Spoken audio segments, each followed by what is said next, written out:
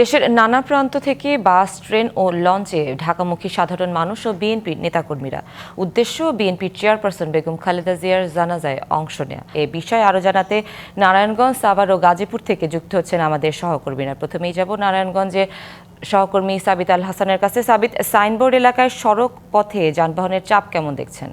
ঢাকা চট্টগ্রাম মহাসড়কের সাইনবোর্ড এলাকায় আজ সকাল থেকেই ঢাকা চট্টগ্রাম মহাসড়কের যেই ঢাকামুখী লেনটি রয়েছে সেই লেনটি ফাঁকা থাকলেও যে চট্টগ্রামমুখী লেনটি রয়েছে সেই লেনটি কিন্তু পুরোপুরি যানজট রয়েছে।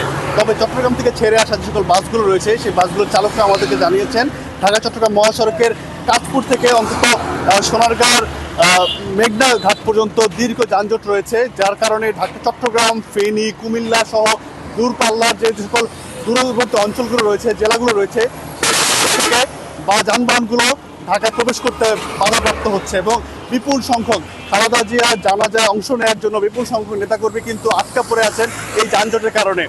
যেটুকু আমাদেরকে জানিয়েছেন যে মহাসড়কের উপরে গাড়ি নষ্ট হয়ে যাওয়ার কারণে কিন্তু এই যানজট তৈরি হয়েছে। ঢাকা চট্টগ্রাম মহাসড়কের যে চট্টগ্রামমুখী লেনটি রয়েছে সেই লেনে যে যানবাহনগুলো এখানে দাঁড়িয়েছে সেগুলো কিন্তু আজ ভোর 6টা থেকে একই স্থানে দাঁড়িয়েছে এবং একটু পরিমাণও তারা সরতে পারেনি, যেটুকু আমরা দেখেছি। মহাসড়কের এই অবস্থার কারণে কিন্তু বিপুল সংখ্যক নেতাকর্মী সময় মতো স্থানে পৌঁছতে পারবেন কিনা তা নিয়ে কিন্তু সন্দেহ রয়েছে। যদিও আমরা দেখেছি কিছুক্ষণ আগেই নোয়াখালী, কুমিল্লা এবং নারায়ণগঞ্জ জেলার বিএনপির আহ্বায়কের গাড়ি বহর কিন্তু এখান থেকে কিছুক্ষণ আগে প্রবেশ করেছে। আমরা দেখতে পাচ্ছি যে যানবাহনের চাপ যতটা থাকার কথা ছিল তার খুবই কম রয়েছে ঢাকামুখী রুটে। এর অন্যতম কারণ মহাসড়কের বিপুল পরিমাণ যানজট এখনো রয়ে গেছে, যা এখন পর্যন্ত মুক্ত করতে পারেনি হাইওয়ে পুলিশ। নেতাকর্মীরা বলছেন দ্রুত সময়ের মধ্যে যদি যানজট নিরসন না করা হয় তাহলে কিন্তু সময় মতো ফিরতে পারবেন না। এদিকে জেলা বিএনপির মহানগর নেতাকর্মীরা জানিয়েছেন ইতিমধ্যে তারা ঢাকা অভিমুখে রওনা হয়েছেন এবং সময় মতো নারায়ণগঞ্জ থেকে মানিকপি এভিনিউ থেকে তারা। সাবিত, ধন্যবাদ আপনাকে। এদিকে সাভার গাবতলী এলাকা থেকে যুক্ত আছেন সহকর্মী শফি মাহমুদ। শফি, গাবতলী এলাকার সড়ক পথে যানবাহনের চাপ কেমন দেখছেন? সড়ক পথে সকাল থেকেই যেহেতু আমরা এখানে আছি এখন পর্যন্ত কিন্তু আসলে এই অঞ্চলে যে এই সড়ক পথে এখানে যানবাহনের তেমন কোনো চাপ দেখা যায়নি, যেহেতু এটি ঢাকার পার্শ্ববর্তী অঞ্চল এবং গতকালকে বেগম খালেদা জিয়ার মৃত্যু সংবাদ ছড়িয়ে পড়ার পর থেকেই কিন্তু আমরা দেখতে পেয়েছি যে সাভার, আশুলিয়া, ধামরা এই অঞ্চলে যেসব নেতাকর্মী রয়েছেন তাদের একটি বড় অংশ কিন্তু ঢাকামুখী গতকালই রওনা হয়েছিলেন এবং তারা ঢাকাতেই রয়েছেন আমরা যতটুকু জানতে পেরেছি।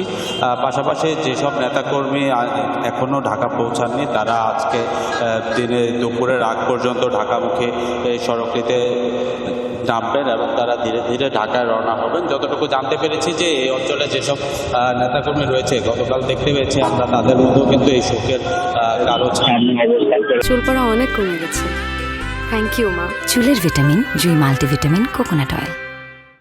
এবং তাদের সাথে অন্যান্য যারা নেতাকর্মীরা রয়েছেন তারাও কিন্তু সেখানেও অবস্থান করছেন। আর যেসব নেতাকর্মী আজকে যাবেন যেহেতু এখনো দেশের মতো অনেকটা সময় বাকি, আমরা আগে করছি যে সময় আরেকটু বাড়লে, বেলা আরেকটু বাড়লে হয়তো বা এই সড়কগুলিতে জনগণের চাপ কিছুটা বেড়ে যাবে, যেহেতু এই অঞ্চলে শিল্পাঞ্চল হওয়ার কারণে গতকালকে আমরা দেখতে পেয়েছি যে এখানকার যেসব গার্মেন্টস রয়েছে সেগুলোকে আজকের দিনের জন্য সাধারণ ছুটি ঘোষণা করা হয়েছে। তো সেসব গার্মেন্টসের মধ্যে অনেকেই যারা বেগম খালেদা জিয়াকে ভালোবাসে। শফি, ধন্যবাদ আপনাকে।